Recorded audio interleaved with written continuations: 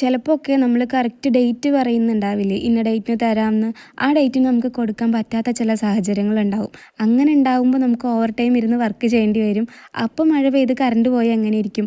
അതായിരുന്നു ഇപ്പോൾ ഇവിടെ കണ്ടത്. എന്തുകൊണ്ടാണ് നമ്മുടെ വർക്ക് ഡിലേ ആയതെന്ന് കസ്റ്റമറിന് അറിയേണ്ട ആവശ്യമില്ല. അതുപോലെ അത് സഹിക്കേണ്ട ആവശ്യം അവർക്കില്ല. കാരണം ലാസ്റ്റ് ടൈമിൽ ഹറിബറി വേണ്ടാന്ന് വിചാരിച്ചിട്ടായിരിക്കും അവരിൽ ഒരുപാട് മുൻപ് നമുക്ക് വർക്ക് തന്നിട്ടുണ്ടാവുക. പക്ഷെ നമ്മുടെ ഭാഗത്തുണ്ടാകുന്ന മിസ്റ്റേക്ക് കൊണ്ടായിരിക്കും പലപ്പോഴും പല വർക്കുകളും ലാഗായി പോകുന്നത്.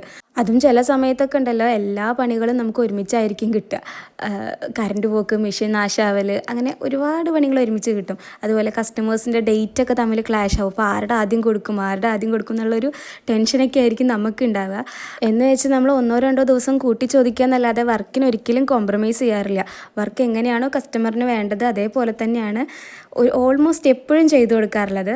അപ്പോൾ അങ്ങനെ മനസ്സിലാക്കുന്ന ഒരുപാട് കസ്റ്റമേഴ്സൊക്കെ നമുക്ക് ഉള്ളത് തന്നെയാണ് ഏറ്റവും വലിയ ഭാഗ്യം.